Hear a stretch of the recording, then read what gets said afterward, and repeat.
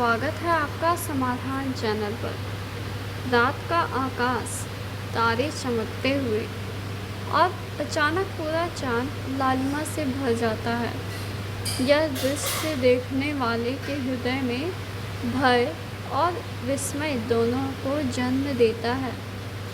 इस लाल चांद को ही हम कहते हैं ब्लड मून। लेकिन सवाल है, यह क्यों होता है? क्या यह केवल एक खगोलीय घटना है या इसके पीछे छिपा है कोई गहरा रहस्य? 2025 का ब्लड मून इसलिए भी खास है क्योंकि इसका खगोलीय प्रभाव अद्वितीय होगा और आध्यात्मिक साधकों के लिए यह अवसर किसी वरदान से कम नहीं। आज हम जानेंगे वैज्ञानिक, धार्मिक और आध्यात्मिक सभी दृष्टिकोणों से आखिर ब्लड मून क्या है और 2025 का चंद्र दर्शन क्यों इतना विशेष है। आइए इस अद्भुत यात्रा में की शुरुआत करते हैं।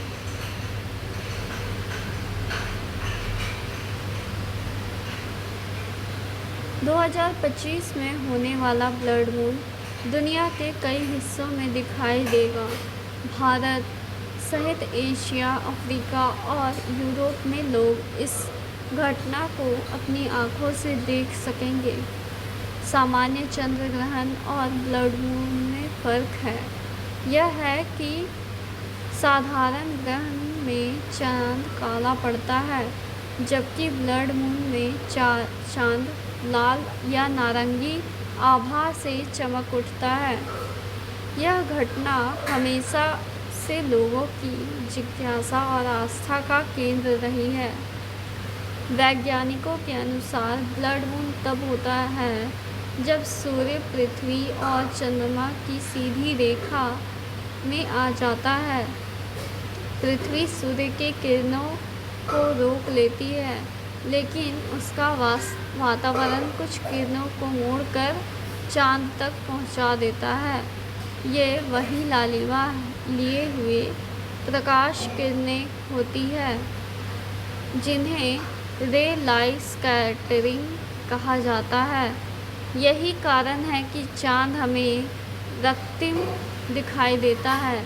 नासा और ईसा जैसे संगठन इन घटनाओं को खगोल विज्ञान की अद्भुत प्रयोगशाला मानते हैं। भारतीय ग्रंथों में चंद्र ग्रहण को राहु और केतु से जोड़ा गया है। पुराणों में कहा गया है कि राहु अमृत पान करके अमर हुआ और भगवान विष्णु ने उसका मस्तक काट दिया। तभी से वह सूर्य और चंद्र को निकलता है।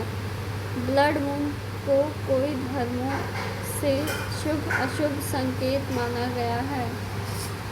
ईसाई धर्म में इसे ब्लड ऑफ द मून कहा गया है, तो इस्लाम में इसे अल्लाह की कुदरत का करिश्मा माना गया है।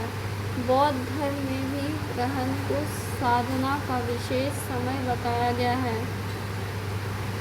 2025 का ब्लड मून ज्योतिषीय दृष्टि से अत्यंत महत्वपूर्ण है। यह वृषभ और वृश्चिक राशियों पर विशेष प्रभाव डालेगा। कुछ लोगों के लिए यह समय आत्मचिंतन और नए अवसर लाएगा, जबकि कुछ के लिए चुनौतियों की परीक्षा होगी।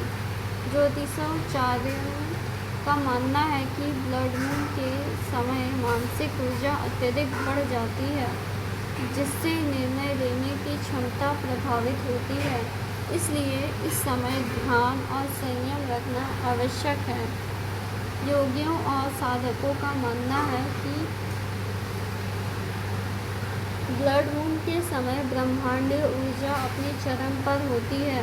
यह साधना, ध्यान और मंत्र जप का श्रेष्ठ समय है।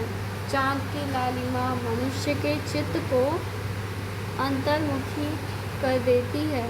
कई परंपराओं में कहा गया है कि जो साधक इस समय ध्यान करता है उसकी चेतना अत्यधिक तीव्र हो जाती है। इसलिए 2025 का ब्लड मून साधकों के लिए एक स्वर्णिम अवसर है। विज्ञान इसे केवल एक प्राकृतिक घटना कहता है, जबकि आध्यात्मिकता इसे ऊर्जा परिवर्तन का संकेत मानती है। परंतु दोनों में विरोध नहीं है। जबकि जब हम इसे समझते हैं तो पाते हैं कि विज्ञान कारण बताता है और आध्यात्मिकता अनुभव, दोनों मिलकर इस घटना को और गहरा बनाते हैं। इस चंद्र दर्शन को सुरक्षित तरीके से देखने के लिए टेलीस्कोप, फिल्टर और प्रॉपर आई प्रोटेक्शन का उपयोग करना चाहिए।